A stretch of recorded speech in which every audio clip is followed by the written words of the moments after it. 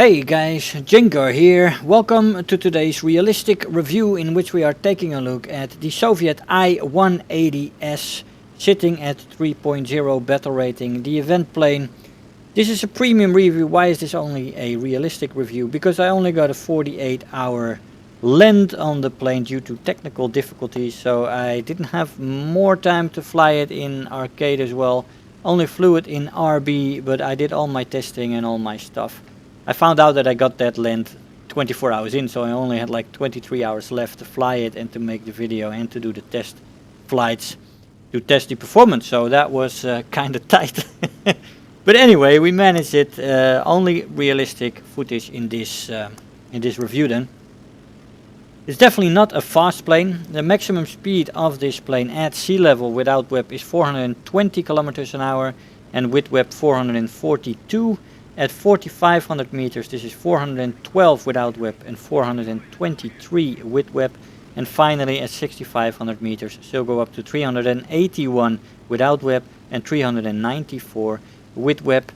Now, that is not too fast. This is an indicated airspeed. Not the fastest plane in a straight line, that's for sure.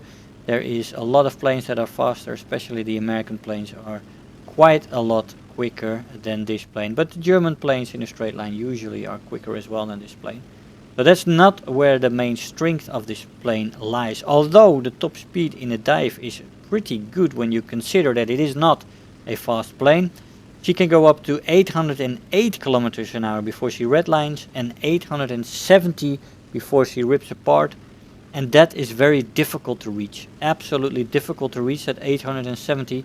I dove down with this plane from 7,000 and from 9,500, and at the 9,500 I managed to rip her, but only at the very end, just before impact, let's say.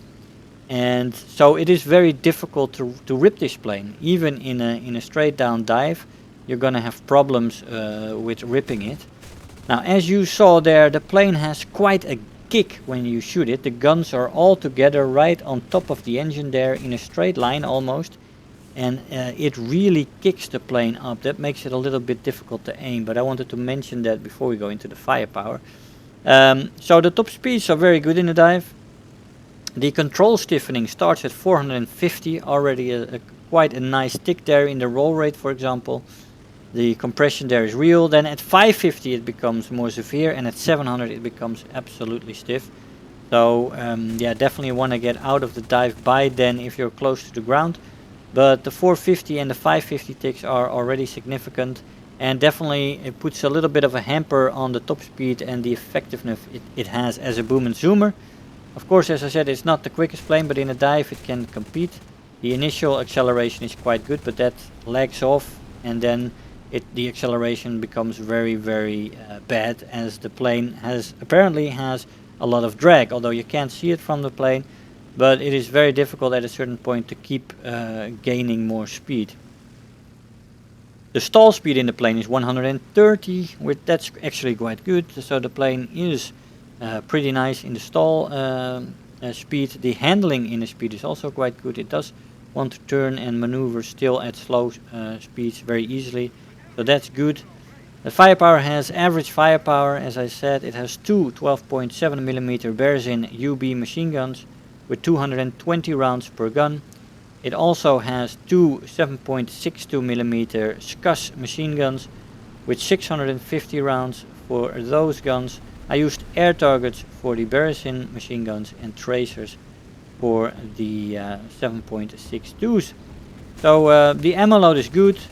The firepower, as I said, is average. Only machine guns at a 3.0 battle rating, especially in the up tiers. This is not very good. It's let's say it's average. At the 3.0 and down tiers you can manage, but at the higher battle ratings you are confronted with planes that have 20mm planes like that. So it's tough. It's tough in this plane when it comes to firepower. But of course you will try not to get hit. The plane does have a sturdiness to it though. There is a good thing in that. The acceleration in a straight line is good. In a dive it's very good initially, but then it really starts to slacken off to actually bad at the longer dives, at the end of your dive. it's gonna accelerate at a snail's pace at a certain point. And so there's something to take home from that. If you're in a long dive with somebody, they're probably gonna out accelerate you and extend from you.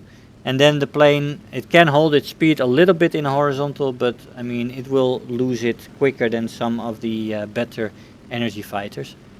The energy retention in the horizontal is good, in the vertical it's decent, not spectacular. The plane does have a very good climb rate though, which is quite nice for such a small little bugger. So overall it's decent in the vertical, or a decent energy fighter, and it can turn fight as well. The turn time is very good and great with flaps. The flaps, when you deploy them, it really tightens the turn circle quite a bit, and it's very noticeable.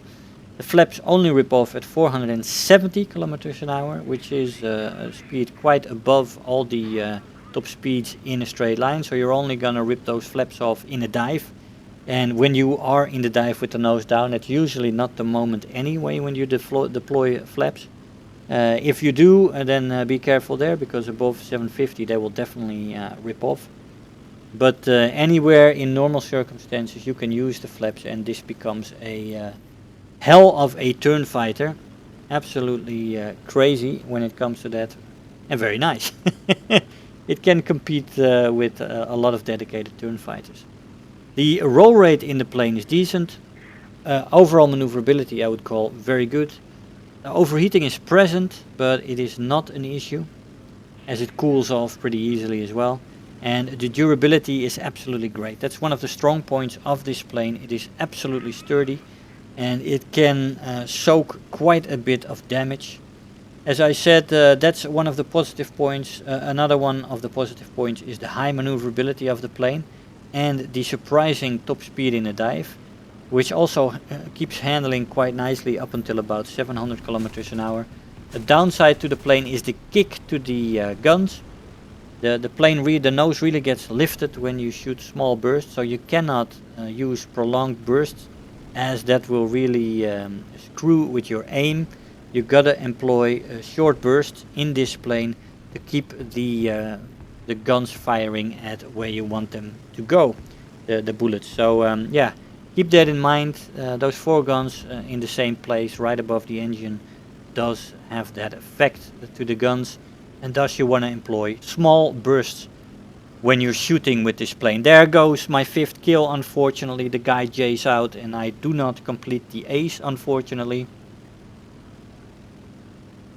Yeah, I was gaining on the guy, unfortunately. I found that very sad. I always find it very sad. I would at least try to fight. It makes you a better pilot. Duels, defensive flying. Those moments you gotta take as a pilot. If you jay out, you will never learn to be better in defensive maneuvers. And for him it's sad, and for me it's also sad, because I can't finish my ace here. But this plane is an absolute joy to fly. Very maneuverable, and an energy fighter and a turn fighter. I had a lot of fun in the plane in the short time that I managed to fly it. We got 4 kills in this match, and quite a few rewards. We've got Final Blow, the Best Squad, Terror of the Sky, and Bulletproof. 35,000 Silver Lions and 2,500 research points for the first place in the team. I'll see you in the conclusion.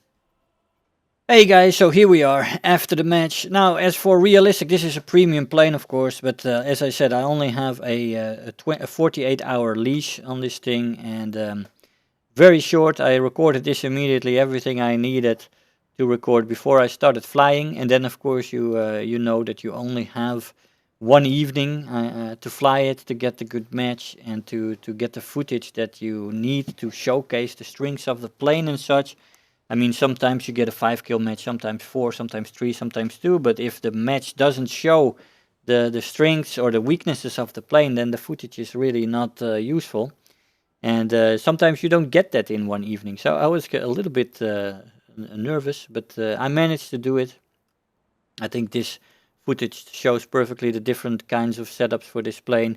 Some boom and zooming, some turn fighting, and the plane performs very nicely in that. No time though to jump into arcade. I had to go to bed at that time, and the next day today actually I started to make the video. So unfortunately all a bit hasty, not my usual format with RB and AB. But from the RB footage, I hope even AB pilots got the idea that this plane is a fantastic turn fighter, a decent energy fighter, and as a boom and zoomer, it can perform a little bit because, of course, it has the high top end speed in the dive, but the handling doesn't go with it, and it's not perfect for that. It's not the role it's most suited for. But the speeds don't drop too much at the higher altitudes. It only has a 50 kilometer or so drop from sea level to 6,500 meters, so that's actually quite good. It can function pretty nicely on higher altitudes, but mid to low altitudes is the best for this plane, and it is absolutely maneuverable, and it's just a fun plane. So guys, I hope you enjoyed the video. I want to thank you all for watching, and I'll see you guys next time. Bye bye. If you're new here, make sure to hit the subscribe button, become part of this community. If you are already a subscriber, don't forget to like the video, do leave me a comment, and if you really feel like helping out today, make sure to share the video with your friends and let them know about the channel.